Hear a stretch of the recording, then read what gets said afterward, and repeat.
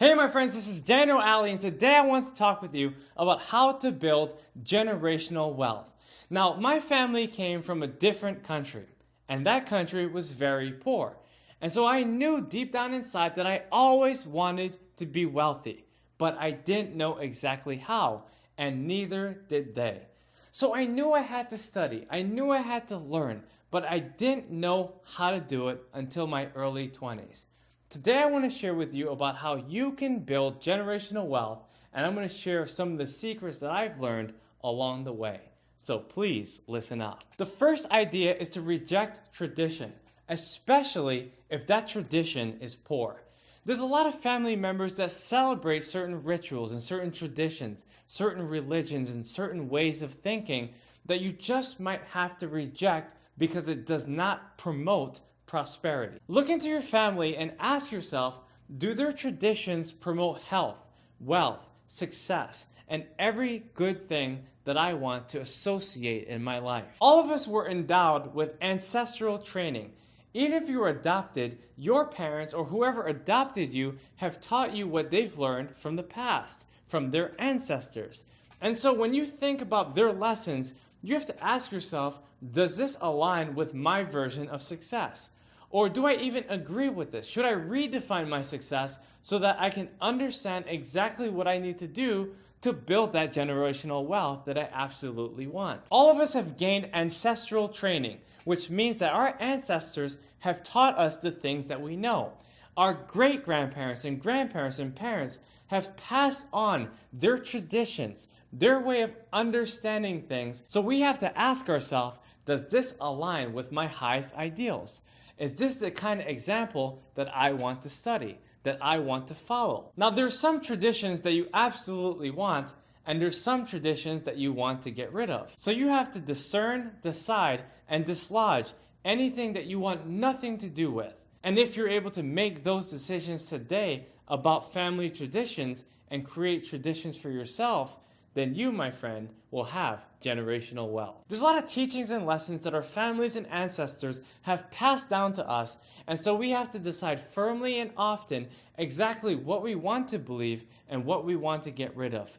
There's a lot of people who do things just because that's the way they've always done it, and we have to decide, do we really want to do it this way, or should we take a different approach? Should we move into a different direction? It's all up to you. It's all up to your success and what you want for your future families. Our families and ancestors have taught us so many lessons, so many stories, have given us so many ideas that we have to decide for the rest of our life whether or not we want to accept them. Some of them are good and some of them are bad. And so we have to decide firmly and often which ones we want to keep and which ones we want to discard. The second way to build generational wealth is to not depend on school. There's so many families who have perpetuated the idea that if you go to school, get good grades, and find a good job, that you'll be happy for the rest of your life. But the truth is that a job may not necessarily constitute wealth. It doesn't automatically mean that you're going to get a job and you're going to be happy with it.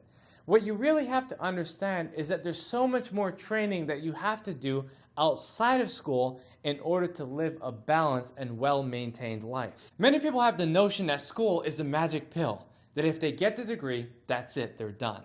But my friends, you have to think bigger than that. You have to think higher than that. School is just the beginning, and that's why graduation is a ceremony where you begin. Commencement is the beginning of your success, not the ending. And so if you're only depending on school to build your wealth, that is going to keep you in the trap of poverty and will stop you from growing generational wealth. There's so many things about school that hasn't changed. Teachers are still underpaid. Books and tuition are still overpriced. And our debts, once we assume these student loans, are still managed by the government. And so we have to understand exactly the role that school plays in our life and not depend on it to build our generational wealth. The third tip for building generational wealth is to develop valuable skills. If you're like me and you grew up in a poor family, you'll find that many of your family members do not have valuable skills that pay a very high price. So you have to determine for yourself, what are the next skills that I need to develop in the next 5 to 10 years that can help me to get to where I want to be financially. The first thing you have to do is to ask yourself and write down the current skills that you actually have, but then consider another list and write down the skills that you want to possess in the next 5 to 10 years. Once you do this, you'll be able to conceptualize the things that you have to do, the places that you have to work, the people that you have to meet in order to get closer to those valuable skills. A good example of this was my wife, who grew up in a very traditional family. She was taught to cook and clean and only take care of the house. But what she discovered is that not only did she have to learn that, but she had to learn business skills. So even though she knows how to cook and clean and take care of the house, she knew that on top of that, she had to gain business skills. And that's why you guys are seeing my videos right now. The fourth tip to grow generational wealth is to think 5 generations ahead of time. When you go to family gatherings, I really want you to listen and understand the stories, the circumstances, the ways of thinking, the beliefs, the religion that your family has. Once you're able to listen and understand, not only can you teach your children, but you can teach your grandchildren. And you can teach 5 or even 10 generations down the line, because now you've considered everything you've learned within your own family and what's held them back. Now you can perpetuate your wealth and grow even further, faster, because you know exactly what you want, because you've learned exactly how they've thought. There you go, my friends. I've given you some of my top secrets of growing your generational wealth. If you're like me and you're one of the most successful people in your family, be patient. Don't worry, you're going to grow, and your family may not fully understand exactly what you're doing right now, but your future family will thank you for it. Again, thank you for watching my video. Subscribe to my channel, hit that notification button, and leave a comment in the section below. I look forward to seeing you in the next video.